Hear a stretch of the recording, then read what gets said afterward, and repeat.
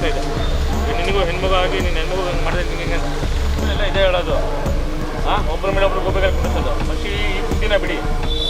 ಈಗ ನೀವು ಮರ್ಡ್ರ್ ಮಾಡಿದಿಲ್ಲ ಅವ್ರ ಕಡೆ ನಿಮ್ಗೇನು ಇದು ಮಾಡಲ್ಲ. ಈಗ ನಿಮ್ಮನ್ನ ವಾಚ್ ಮಾಡಿ ಫಾಲೋ ಅಪ್ ಮಾಡಿ ಇದು ಮಾಡಲ್ವಾ?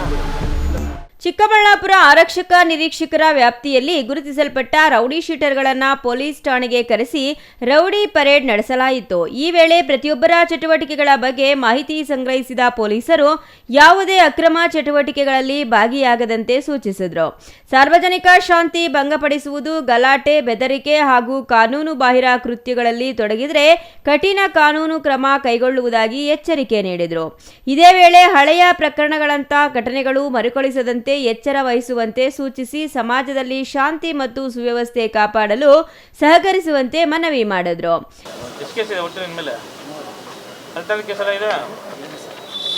ನೀವು ಮರ್ಡರ್ ಮಾಡಿದಿಲ್ಲ ಅವ್ರ ಕಡೆ ನಿಮ್ಗೇನು ಇದು ಮಾಡಲ್ಲ. ಈಗ ನಿಮ್ಮನ್ನ ವಾಚ್ ಮಾಡಿ ಫಾಲೋ ಅಪ್ ಮಾಡಿ ಇದು ಮಾಡಲ್ವಾ?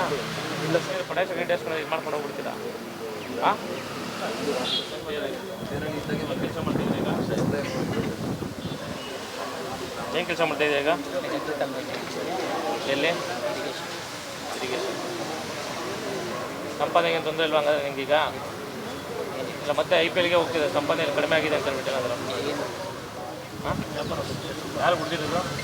ಫ್ರೆಂಡ್. ಯಾರು ಫ್ರೆಂಡ್ ಆಯಿತು? ಈಗೇನು ಮಾಡ್ತಾನೆ ಅವನು? ಅವನ ವ್ಯಾಪಾರ. ಈಗ ನಿಮ್ಮ ಮೇಲೆ ಹಾಗೆ ಈಗ ಸಾರ್ಥಲ್ಲ ಏನಿಲ್ವಾ? ನಿನಗೂ ಅವನ ಮೇಲೆ ಹಾಗೆ ಸತ್ತದೇನಿಲ್ವಾ? ಅದೆಲ್ಲ ಮನಸ್ಸಲ್ಲಿ ಊರು ಬಿಟ್ಟು 4 ವರ್ಷ ಆಗಿದೆ. ಇನ್ನು ರೌಡಿ ಶೀಟರ್ಗಳ ಪ್ರಸ್ತುತ ವಿಳಾಸ, ಉದ್ಯೋಗ ಹಾಗೂ ಅವರ ಚಲನವಲನಗಳ ಕುರಿತು ಮಾಹಿತಿಯನ್ನು ಪೊಲೀಸರು ಸಂಗ್ರಹಿಸಿದ್ರು. ಭವಿಷ್ಯದಲ್ಲಿ ಅಪರಾಧ ಕೃತ್ಯಗಳಲ್ಲಿ ಮತ್ತೆ ಭಾಗಿಯಾದರೆ ಗೂಂಡಾ ಕಾಯ್ದೆಯಡಿ ಕ್ರಮ ಕೈಗೊಳ್ಳಲಾಗುವುದು ಎಂದು ಸರ್ಕಲ್ ಇನ್ಸ್ಪೆಕ್ಟರ್ ರಂಜನ್ ಅವರು ಎಚ್ಚರಿಕೆ ನೀಡಿದರು. ಪದೇ ಪದೇ ಕರೆದೇ ನಿಮಗೆ ರೌಡಿ ಶೀಟರ್ ಏನೋ ಮಾಡಬೇಕಂತ ಯಾರಿಗೂ ಇದಿಲ್ಲ. ನಿಮಗೆ ಕಳಿಸಿರೋ ಉದ್ದೇಶ ಬಂದ್ಬಿಟ್ಟು ಮುಂದಿನ ದಿನಗಳಲ್ಲಿ ನಿಮ್ಮ ಕಡೆಯಿಂದ ಸಮಾಜಕ್ಕಾಗಲಿ ಮತ್ತೊಬ್ಬರಿಗೆ ಏನು ತೊಂದರೆ ಆಗಬಾರ್ದು.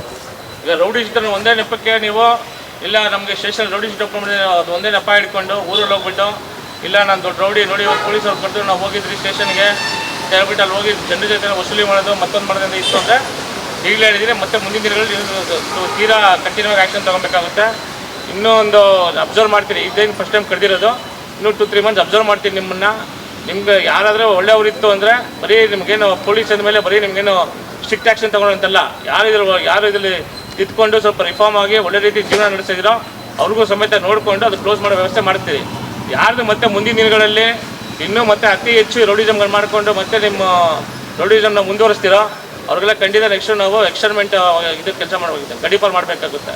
ಅದನ್ನು ನಾವು ವಾಚ್ ಮಾಡಿಬಿಟ್ಟು ಇದು ಮಾಡ್ತೀನಿ. ಆಮೇಲೆ ಈಗೇನು ನಿಮ್ಮದು ಇವತ್ತೆಲ್ಲ ನೋಡಿದಿರೋ ಪರೇಡು ನೆಕ್ಸ್ಟ್ ಮತ್ತೆ ಇನ್ನೊಂದು 6 ಮಂತ್ಸ್ ಆದಮೇಲೆ ಮತ್ತೆ ಕರಿತೀನಿ, ನಿಮ್ಮನ್ನು ನೋಡ್ತೀನಿ, ವಾಚ್ ಮಾಡಿ ನಿಮ್ಮನ್ನು ಕರಿತೀನಿ. ಅಷ್ಟರಲ್ಲಿ ನಿಮ್ಮದೇ ಚೇಂಜಸ್ ಇತ್ತು ಅಂದರೆ ಖಂಡಿತ ಅದೇನಿದೆ ಕ್ಲೋಸಿಂಗ್ ವ್ಯವಸ್ಥೆ ಆಗಲಿ ನಾನು ಮಾಡ್ತೀನಿ. ಅದನ್ನು ಯಾರ್ಯಾವುದು ಕೇಸಸ್ ಆಗಿ ಇದುವರೆಗೂ ಒಂದೇ ಕೇಸ್ ಆಗಿ 10 ವರ್ಷ 15 ವರ್ಷ ಆಗಿ ಇನ್ನೂ ಅವ್ರು ಮತ್ತೆ ಏನೋ ಕೇಸ್ ಮರುಕಳಿಸಿಲ್ಲ ಅಂದಿದ್ರೆ ಅಂಥವ್ರದ್ದು ಬೇಕಾದ್ರೆ ನಮ್ಮ ಸಾಹೇಬ್ರ ಗಮನಕ್ಕೆ ತಂದು ಇವರೆಲ್ಲ ಸ್ವಲ್ಪ ಚೇಂಜ್ ಆಗಿದೆ ಅಂತ ಹೇಳ್ಬಿಟ್ಟು ಕ್ಲೋಸಿಂಗ್ ವ್ಯವಸ್ಥೆ ಮಾಡಿಸ್ಬೋದು. ಅದನ್ನು ನಾನು ಉಳ್ದವ್ರು ಯಾರು ಇದ್ದೀರೋ ಉಳ್ದವ್ರು ಯಾರು ನೀವು ಮತ್ತೆ ಇದೇ ಸಿಳ್ಕೊಂಡು ಮತ್ತೆ ಮುಂದಿನ ದಿನಗಳಲ್ಲಿ ಇದೇ ರೌಡಿಸಮ್ನ ಮುಂದುವರಿಸ್ತೀರೋ ಅವ್ರಿಗಂತೂ ಮತ್ತೆ ನಾವು ಪೊಲೀಸರು ಸ್ಟ್ರಿಕ್ಟ್ ಆ್ಯಕ್ಷನ್ ತೊಗೊಬೇಕಾಗುತ್ತೆ. ಅಥವಾ ಮತ್ತೆ ಕರೆದಾಗ ಬರಬೇಕಿಲ್ಲಿ. ಒಟ್ಟಾರೆ ಅಪರಾಧ ಚಟುವಟಿಕೆಗಳನ್ನು ನಿಯಂತ್ರಿಸಿ ಸಾರ್ವಜನಿಕರಲ್ಲಿ ಭದ್ರತೆಯ ಭಾವನೆ ಮೂಡಿಸುವ ಉದ್ದೇಶದಿಂದ ಚಿಕ್ಕಬಳ್ಳಾಪುರ ಪೊಲೀಸರು ನಡೆಸಿದ ಈ ರೌಡಿ ಶೀಟರ್ಗಳ ಪರೇಡ್ ಗಮನ ಸೆಳೆದಿದ್ದು, ಅಪರಾಧ ಚಟುವಟಿಕೆಗಳಲ್ಲಿ ತೊಡಗಿರುವವರಿಗೆ ಖಾಕಿ ಪಡೆ ಸ್ಪಷ್ಟ ಸಂದೇಶ ರವಾನಿಸಿದೆ. Thoudanahalli Ramesh, CTV news, Chikkaballapur.